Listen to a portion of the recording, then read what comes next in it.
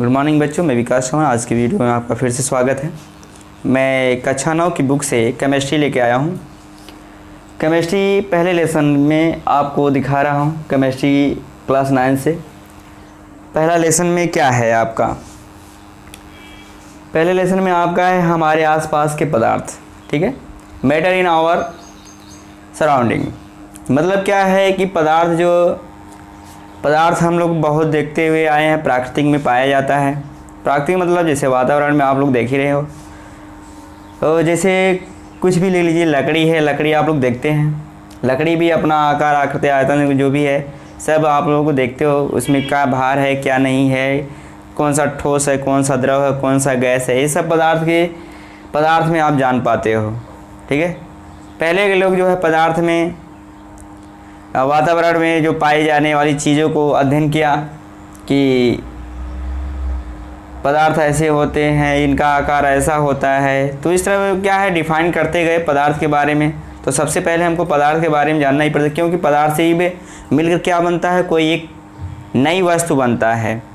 तो उसे हम क्या कहते हैं, पदार्थ कहते हैं। ताकि पदार्थ के बारे में भी जानते हैं, पदार्थ किसे कहते हैं, परिभाषा के तौर पर देखते हैं।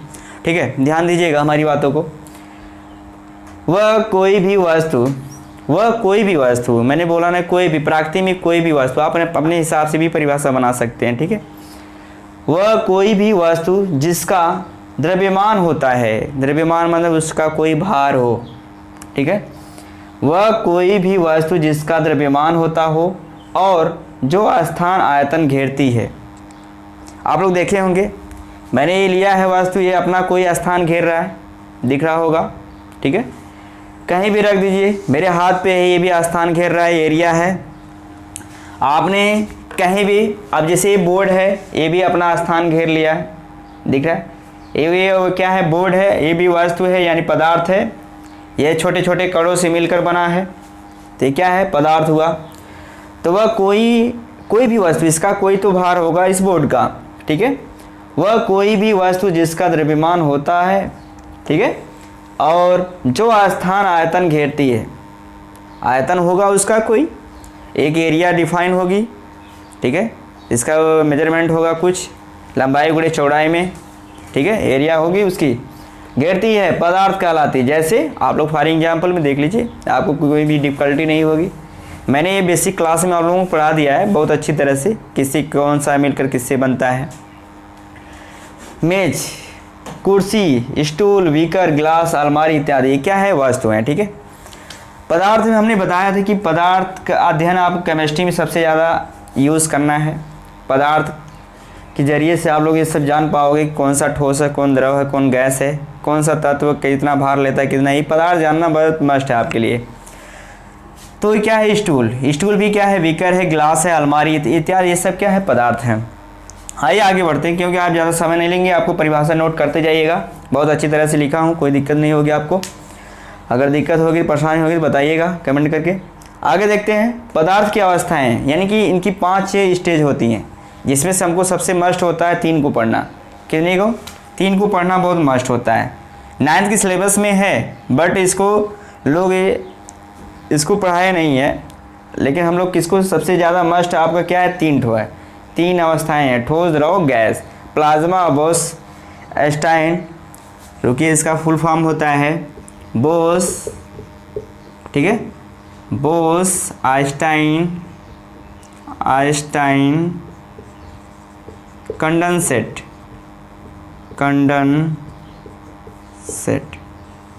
ठीक है, ये लेबोरेटरी में प्रयोग किया जाता है। लेबोरेटरी मतलब प्रयोगशाला में। ठीक है, इसलिए इस अवस्था को दिखाया नहीं। प्लाज्मा आप लोग जानते हो, सूर्य के यहाँ पाई जाती है, जो धुएं की गुच्छा होता है, जो झोंका मतलब जगह जगह गुच्छा बन के क्या करता है, उड़ता रहता है। कभी भी आप लोग पिक्चर देखे होंगे, जो भगवान का दृश्य दिखाया जाता है, वहाँ पर धुएं की जो सीन दिखाई जाती है, उनके पैरों तलों तक, यहाँ कमर तक, तो क्या होती है, ये प्लाज्मा का ही वहाँ अवस्था होती है। प्लाज्मा किसे कहते हैं, जो आयनिकृत हो जाए।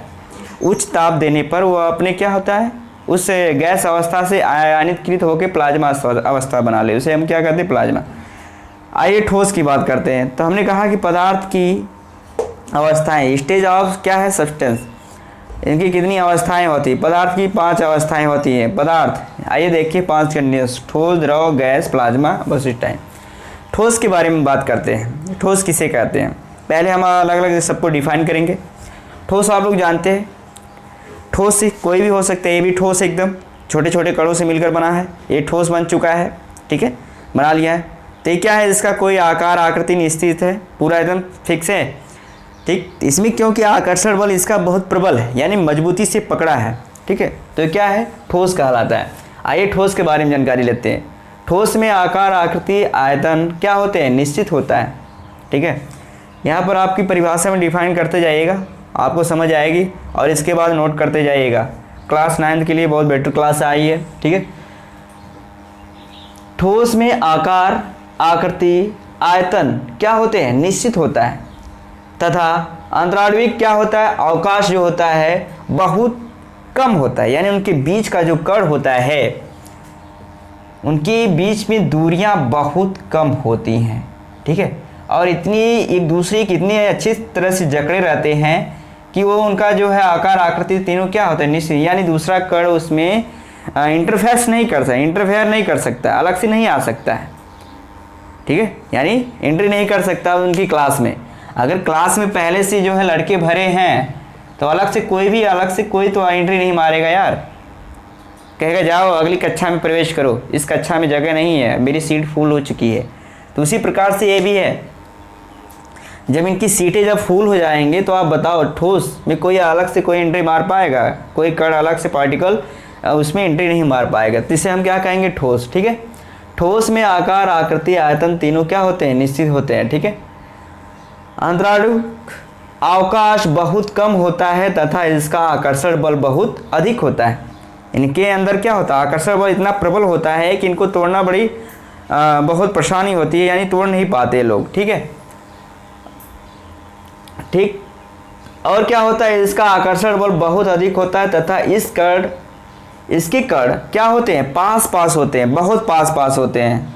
जैसे देख लीजिए बर्फ, ये क्या ठोस, जब पहले द्रव होता है तो ठोस अवस्था में रहते हैं, और गर्म करने पे द्रव अवस्था में। तो ये कैसे बनेगा अभी हम दिखाएंगे। अलग अलग पार्टिकल में ये क्या होते हैं, टूटते जाते हैं, उनके अंदर क्या होती है, गतिज ऊर्जा बढ़ जाती है। आगे बढ़ते हैं, बर्फ हो गया, ईंट हो गया, पत्थर हो गया, ठीक। इस तरह से आपका क्या है, ठोस होता है। द्रव में आते हैं, द्रव में आकार आकृति आयतन तीनों क्या होते हैं, नहीं, द्रव में आकार आकृति अनिश्चित होता है, ठीक है। आप लोग देखे होंगे जिस बर्तन में आप क्या करोगे, द्रव यानी पानी डाल दो, उस आकार का क्या करता है, ग्रहण करता है, यानी क्या है, अनिश्चित है। लेकिन क्या है, आयतन निश्चित होता है, ठीक। तथा अंतराणुक अवकाश क्या होता है, थोड़ा दूर होता है, थोड़ा है, मैंने दिखाया देखो, थोड़ा दूर है कि नहीं, यानी अलग से कोई पार्टिकल एंट्री कर सकता है उनके बीच, यानी घुलनशील हो जाएगा, ठीक है। तो इस प्रकार से आपका है।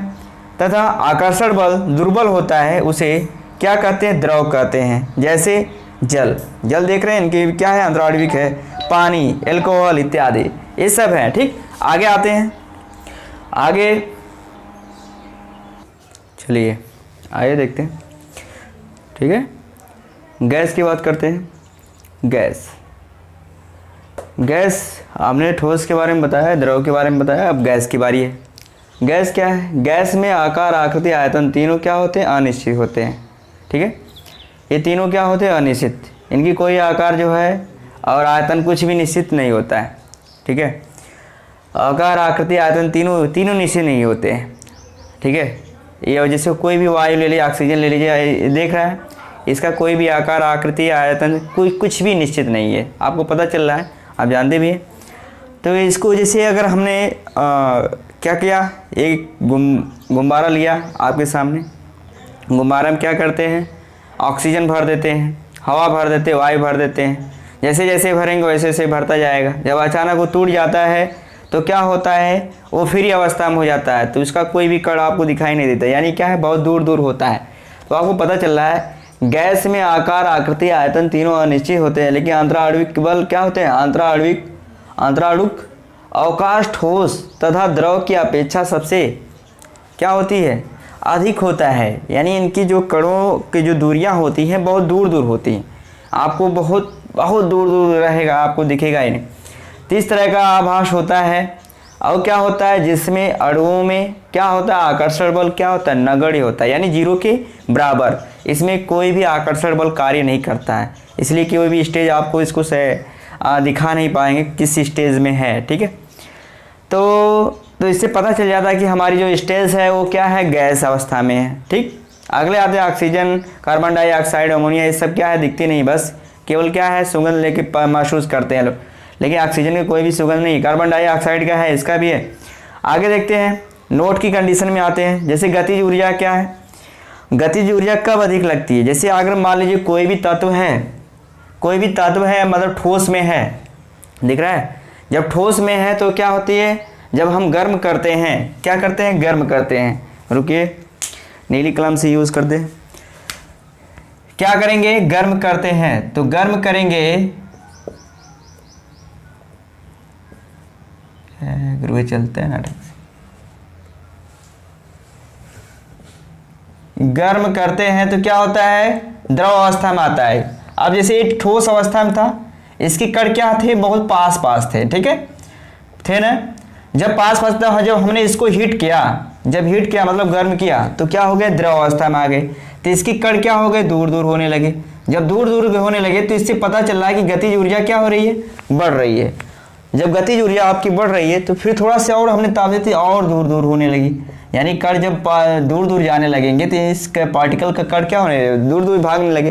तो इससे पता चल रहा है कि जो गैस होता है उसकी स्थिति ऊर्जा, गतिज ऊर्जा बहुत अधिक होती है। ठीक है, इसमें क्या है, स्थिति ऊर्जा बहुत अधिक होती है। ठीक, और हमने बताया था कि जो इसमें आकर्षण बल बहुत अधिक लगता है, यानी प्रबल होता है, इसका क्या होता है, दुर्बल होता है, इसमें कुछ भी नहीं, एकदम न तो दुर्बल होगा यानी नगण्य होगा। अभी दिखा रहे हैं ना, आकर्षण बल में क्या होता है, नगण्य होता है, इनमें क्या है, गैस में आकर्षण बल बहुत नगण्य होता है, यानी कुछ भी नहीं होता।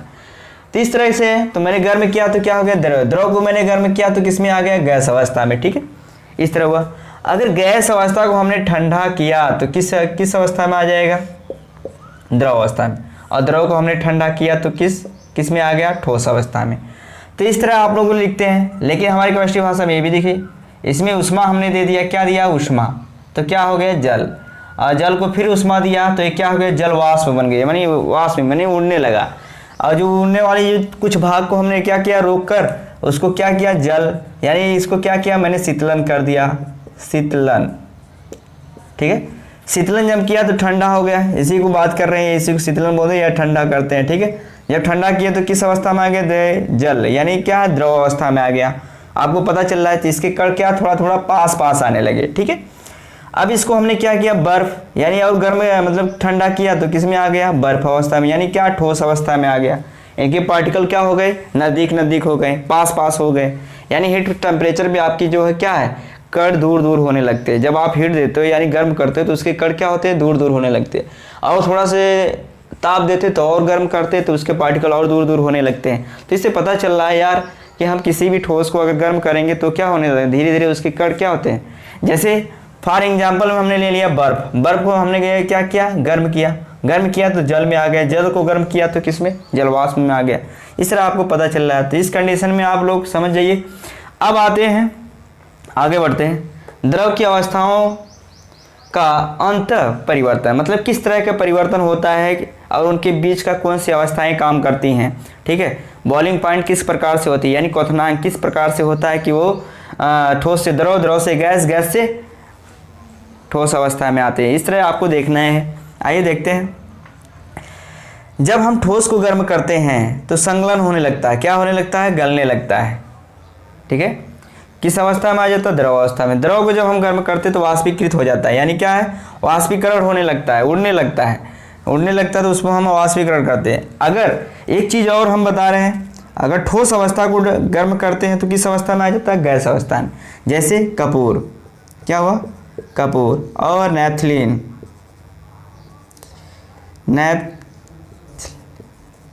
नैपथलीन, और क्या है, शुष्क बर्फ, इसको हम लोग शुष्क बर्फ बोलते हैं। और क्या है, ठीक, और एक तो है आपका अमोनिया क्लोराइड।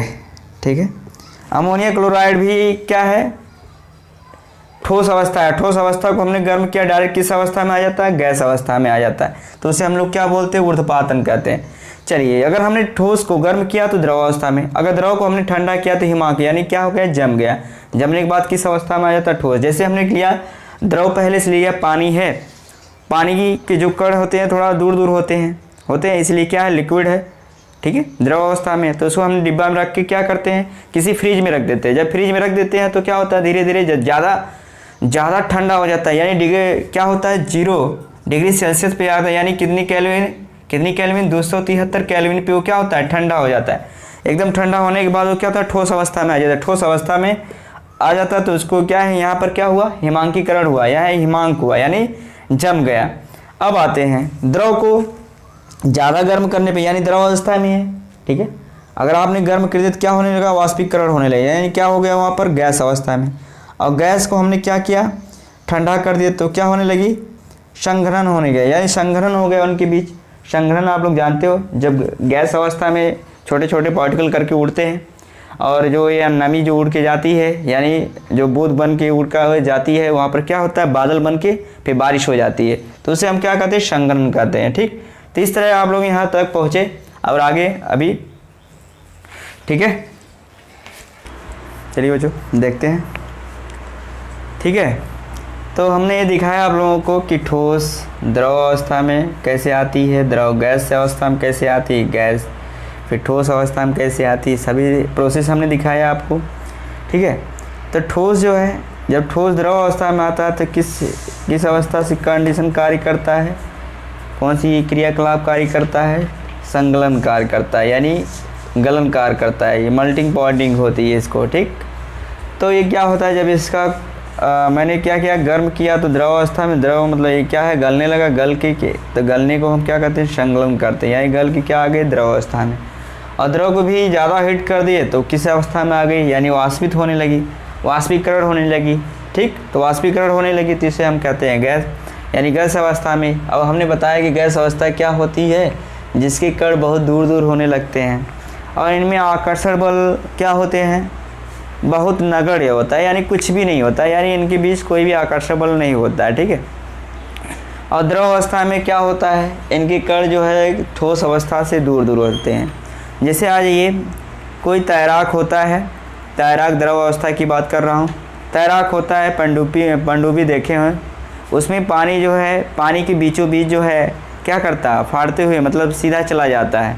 तो इससे पता चल रहा है कि उनके बीच की जो है, उनके बीच में अंतराणु होता है, ठीक है। कोई भी अदर पार्टिकल एंट्री ले सकता है, यानी एंट्री लेगा, यानी जाने की उसकी जगह बन रही है। अगर यही ठोस होता तो क्या जगह मिलती, नहीं ना। ठोस अवस्था में आपकी कोई भी पार्टिकल अलग से एंट्री नहीं ले सकती है, यानी कोई भी गोताखोर उसमें से एंट्री नहीं ले सकता है, ठीक है। अलग से आप उसमें इंटरफेस नहीं कर सकते, यानी इंटर मॉलिक्यूलर नहीं कर सकते, कोई भी इंटर नहीं कर सकते पार्टिकुलर, ठीक है।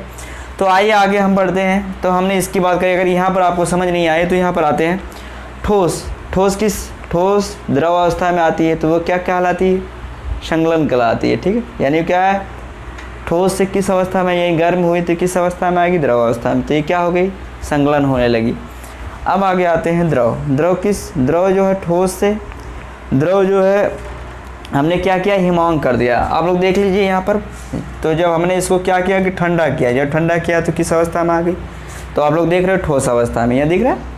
अगर यहाँ पर आपको नहीं समझ आया तो यहाँ पर समझ लीजिएगा अच्छी तरह से। इसी तरह क्या है, द्रव हमने क्या किया, गर्म किया तो क्या हो गया, वाष्पीकरण होने लगा। तो देखिए तो क्या हो गया, द्रव गैस अवस्था में आ गई, यानी इसकी जो पार्टिकल हैं, कण हैं, वो दूर दूर होने लगे। जब दूर दूर होने लगे तो वहाँ से वो क्या है, उनकी गतिज ऊर्जा बढ़ गई। हमने कहा ना, नोट में हमने लिखाया है कि जिसकी कण क्या होते, दूर दूर अधिक से अधिक दूरी बढ़ाने लगे, उसकी गतिज ऊर्जा बढ़ती जाएगी, ठीक है। और ठोस में एक चीज़ बताया था हमने कि ये ठोस की संपीड़ितता बहुत अधिक होती है, यानी इसकी सिकुड़न बहुत ज़्यादा होती है, ठीक है। इस क्यों होती है, क्योंकि इसमें दबाव अधिक होता है, टेम्परेचर की मात्रा कम होती है।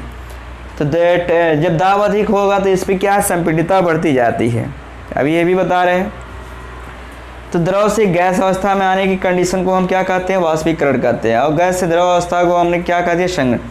क्या है, गैस अवस्था में जैसे बादल होता है, ऐसे लगता है गुच्छा गुच्छा बन के उड़ रहा है, तो इससे क्या है, धीरे धीरे वो क्या होता है, द्रव अवस्था में जब वो ठंडा होने लगता है तो किस अवस्था में आ जाता है, संघनन में आ जाता है। जब संघनन में आता है तो आप लोग देख रहे वाष्पीकरण पहले हुआ, फिर क्या हुआ, संघनन माध्यम में पहुंच गई। इस फिगर को आप लोग अच्छी तरह से, क्योंकि कंपटीशन में पूछता भी है, बहुत इंपॉर्टेंट है। आगे देखते हैं, ठोस से गैस अवस्था में आई। जब ठोस से गैस अवस्था में, तो आप लोग पता चल रहा है कि डायरेक्ट द्रव अवस्था में ना आके किस अवस्था में आ गई, गैस अवस्था में। तो आपको पता चल रहा है कि ऊर्ध्वपातन हुआ, यानी डायरेक्ट उड़ गया, ठीक है। यानी कपूर, नेपथलीन और क्या है, अमोनिया क्लोराइड और शुष्क बर्फ भी है इसके कंडीशन में। तो आप लोग कंपटीशन में काम करता है। ये क्वथनांक की बात करते हैं। क्वथनांक, आप लोग पूछोगे क्वथनांक क्या होता है। ये क्या है, किसी चीज़ को आप लोग गर्म करते हो तो उसमें उबलने की क्षमता होने लगती है, उबलने लगता है। तो आप लोग जानते हो जो जल होता है 100 डिग्री सेल्सियस का उसका ताप पे उबलने लगता है। कितने डिग्री सेल्सियस पे ताप पर पानी उबलने लगता है, 100 डिग्री सेल्सियस पे पानी उबलने लगता है। तो ये ध्यान रहे कि क्वथनांक सबसे हीट कप पोजीशन में आती है, 100 डिग्री सेल्सियस से स्टार्ट हो जाती है। तो इससे पता चलता है कि जो कुकर प्रेशर होता है उसमें भोजन पकाना बहुत आसान होता है, क्योंकि उसमें प्रेशर ज़्यादा होता है, ठीक है। दाब की मात्रा अधिक होती है और ताप की कम, ठीक। दाब की जब अधिक मात्रा बढ़ती जाएगी तो उसके पिस्टन में क्या होता है, दबाव होता है। दबाव होने के कारण वो क्या है, जल्दी पक जाता है भोजन। तो इसलिए आप लोगों को ध्यान देना होगा क्वथनांक किससे कहते हैं। बहुत इंपॉर्टेंट चैप्टर है, क्योंकि इसकी ज़रूरत है अभी आपको, ठीक है। बॉइलिंग पॉइंट, निश्चित ताप पर द्रव अवस्था, ठीक है, द्रव वाष्प या द्रव वाष्प से क्या है, गैस में बदलना वाष्प पूर्ण कहलाता है। इस निश्चित ताप को द्रव का क्वथनांक कहते हैं, क्योंकि द्रव को ही क्वथनांक करता है। ध्यान दीजिएगा, जो लिक्विड फॉर्म में होता है उसको क्या है, गैस फॉर्म में, यानी बहुत ज़्यादा उबल के कर देता है, तो जल्दी उसको उबालने की क्षमता ज़्यादा हो जाती है। इसीलिए जैसे देख लीजिए, आप लोग खाना वाना पकाते हैं, देखे होंगे, तो वहाँ की क्या होता है, भोजन जल्दी पक जाता है।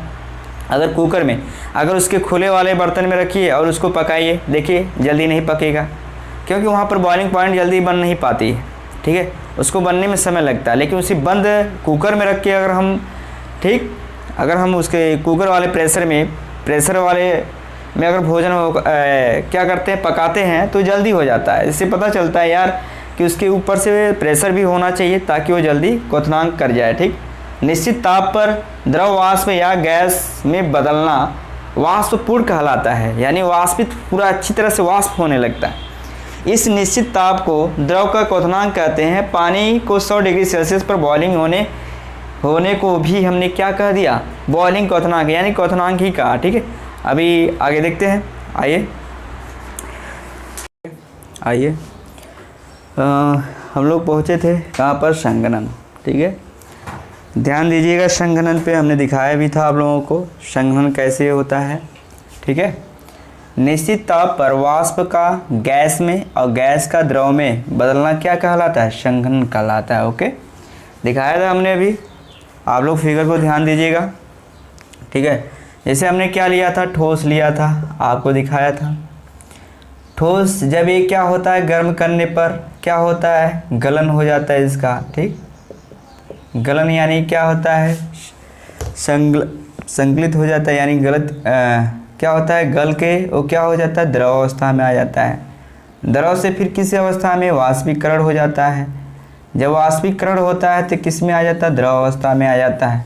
और द्रव को जब हम ठंडा करते हैं तो किसकी क्या होने लगता है, संघनन होता है। देखिए हमने क्या बोला कि गैस, ठीक है, यहाँ गैस होगी, सॉरी, गैस का द्रव में बदलना। अब जो गैस होता है वो भी बदलेगा, ठीक है, किस में बदल जाता है, वाष्पीकृत हो जाता है। अगर वाष्पीकृत को हमने क्या किया, वाष्प का गैस में बदलना, फिर हमने क्या किया, जब वाष्प को हम धीरे धीरे क्या कहते हैं, गैस में जब बदलते हैं तो क्या होने लगता है, संघनन होने लगता है। इसी प्रकार से गैस का द्रव में, ठीक, तो क्या कहलाएगा आपका, संघनन कहलाता है, ठीक है।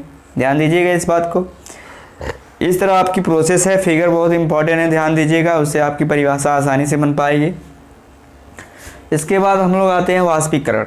वाष्पीकरण में क्या होता है, देखिएगा परिभाषा हमने लिखाया है पहले से। क्वथनांक से कम ताप पर ही द्रव के वाष्प में परिवर्तित हो जाता है, या परिवर्तित होने की इस प्रक्रिया को हम वाष्पीकरण कहते हैं। आइए देखते हैं वाष्पीकरण कैसे। हमने क्या बोला, जब आपका, ध्यान दीजिएगा, जब ये ठोस हो, क्या हो, ठोस से जब ये किस अवस्था में आता है, द्रव से किस अवस्था में, गैस, ठीक है। जब ये ठोस को हम गर्म करते हैं तो यानी गलन होने लगता है। क्या होने लगता है? गलन। गलन होकर किस अवस्था में आ जाता है? द्रव अवस्था में। ठीक है, यानी गलनांक आप लोग जानते हैं, गलन बोली चाहिए, गलनांक बोलिए, गलन का अवस्था में आ जाता है। जब इसको हम गर्म करते हैं तो किस में आ जाती है? गैस में। ये गैस में कब आएगी? जब 100 डिग्री सेल्सियस की कंडीशन में क्या हो, द्रव को गर्म कर दे, तो उससे ऊपर जब जाते हैं तो गैस अवस्था में धीरे धीरे परिवर्तित होने लगता है। अगर इससे कम वाले में हम कंडीशन में लेते हैं, इससे कम 100 डिग्री सेल्सियस से कम ताप पर क्या होता है? वाष्पीकृत हो जाए, यानी क्या है? उड़ने लगे। 100 डिग्री सेल्सियस से भी क्या हो? कम हो। ठीक है, 100 डिग्री सेल्सियस से भी क्या हो? कम हो। कम हो कौन? वाष्पीकरण, यानी उसका कोई भी आपकी बॉइलिंग ले रहे हैं यानी क्वथनांक उसका कम हो तो उसको हम क्या कहते हैं? वाष्पीकरण कहते हैं। ठीक है, यानी 100 डिग्री सेल्सियस से कम होना चाहिए। तो क्या होता है? उससे कम ही पे क्या होता है? पानी उड़ने लगे, तो उससे हम क्या कहेंगे? वाष्पीकरण कहते हैं। जैसे आप लोग जानते हैं मटके देखे हैं, मटके, ठीक, मटके का पानी जो ठंडा हो रहता है इसके कारण, किसके कारण होता है? वाष्पीकरण के कारण। क्या होती है? जब आप पानी को रखते हैं तो वो क्या होता है? उसमें का जितना हीट पोजीशन होता है वो उष्मा बन के उष्मा उसमें होती है। उष्मा होने के कारण क्या होता है? धीरे धीरे वो ताप होता है, यानी वो लाइक 100 डिग्री सेल्सियस से कम होने पर भी वो ताप बन के उड़ जाएगी। कुछ ऐसे मात्रा जो उसकी उड़ जाएगी और उसके साथ एक गतिज ऊर्जा भी काम करती है, वो भी चली जाएगी। और जो उसके किनारों पर गतिज ऊर्जा होती है, ध्यान दीजिएगा, ये इसमें कुछ भी गतिज ऊर्जा तो रही होगी, यानी इस उष्मा के साथ, ठीक है, गतिज ऊर्जा रही होगी। जब ये उड़ गया कुछ पोजीशन लेके, तो यहाँ आजू बाजू जो जितनी भी चीज़ें हैं, वस्तुएं हैं, यानी इनको भी अब ये गतिज ऊर्जा यहाँ पर कुछ भी नहीं लगी है, अब ये स्थिर हो गया। जब स्थिर, तो इसको गतिज भी करने के लिए अलग से कोई अलग से पार्टीशन आ जाएगा, मतलब अलग से इसको क्या करने लगेगा? मेंटेन करेगा गतिज ऊर्जा देने के लिए। तो आजू बाजू जितनी एरिया हैं वो क्या होती हैं? ठंडा हो जाती हैं। जब ठंडा हो जाती है तो उसी को हम क्या कहते हैं? वाष्पीकरण कहते हैं। ठीक है, जैसे आइए एसीटोन के हथेली पर रखने पर क्या होता है? क्या महसूस करते हैं? जैसे नाखून पॉलिश देखें, वो नाखून पॉलिश उसमें जो है क्या मिला होता है? एसीटोन मिला होता है। आप उसके जो है लिक्विड को गिरा दीजिए अपनी हथेली पे। जब अपनी हथेली पे गिराएंगे तो उसमें तो बीच वाले हिस्से से गायब हो जाएगी, जो किनारे वाली कंडीशन से है, यहाँ से यहाँ तक सारी जो है ऊर्जा क्या कर लेगी? कन्वर्ट कर लेगी, अपने में ले लेगी। मतलब क्या है?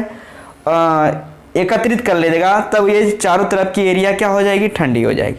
जब चारों तरफ की एरिया ठंडी हो जाती है तो हमको महसूस होने लगता है यार ये ठंडा है, इसको गिराने में बड़ा ठंडा महसूस हो रहा है। ठीक, पसीने से ठंडा मिलना है। जब पसीना होता है तो आपकी जो एनर्जी होती है वो क्या होती है? ऊष्मा के साथ क्या होती है? निकल जाती है। और जो आजू बाजू की एनर्जी होती है आपके आसपास की, उसको कवर करने के लिए, मेंटेन करने के लिए चली जाती है। तो जितनी वायु की ऊर्जाएँ होती हैं वो क्या है? कवर करके क्या करती है? पसीना के आपको ठंडा, यानी अपने शरीर को, हम लोग के शरीर को क्या करने लगती है? ठंडा करने लगती। गर्मियों में सूती कपड़े पहनते, क्या वो सोख लेता है, फिर इसके बाद उसकी एनर्जी जो है कम हो जाती है, फिर अलग से मेंटेन करने के लिए अलग से एनर्जी आती है। तो ये क्या है? ये वाष्पीकरण होता है। अब इसकी जो है ताप का प्रभाव देखते हैं। ठीक है, वाष्पीकरण पे जो है ताप का प्रभाव कैसा पड़ता है ये भी देखते हैं। पदार्थ की अवस्थाओं के ठीक अंतः परिवर्तन पर ताप का प्रभाव किस प्रकार से पड़ता है? पदार्थ की बात कर रहे हैं। ठीक, ठोस को जब हम ताप बढ़ाते हैं तो क्या होता है? क्या होने लगता है? गलन होने या गलनांक होने लगता है। तो किस अवस्था में आ जाता है? द्रव अवस्था में। द्रव अवस्था को गर्म करते यानी ताप बढ़ाने पर क्या होता है? क्वथनांक में, यानी गैस अवस्था में आ जाता है। अगर इसी को कम करते हैं तो क्या होता है? द्रव से फिर किस अवस्था में आ जाता है? ठोस में। तो इस तरह आप लोग यहाँ पर पहुँच गए। ठीक है, तो इस तरह की आपके हमने दिखाया कि जल किस प्रकार से आपका कार्य करता है, कितनी डिग्री सेल्सियस पे।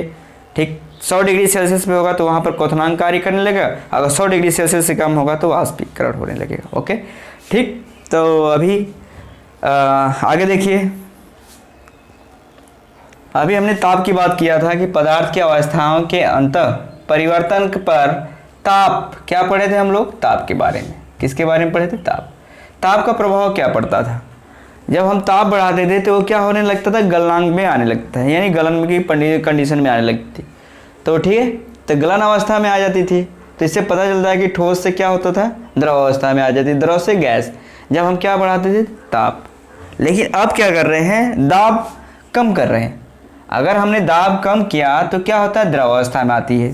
तो इससे पता चल रहा है कि अगर ताप की प्रभाव यानी ताप बढ़ेगा, ताप बढ़ता है, क्या करता है, बढ़ता है, तो उस कंडीशन में क्या होता है, दाब कम होता है, दाब कम होता है।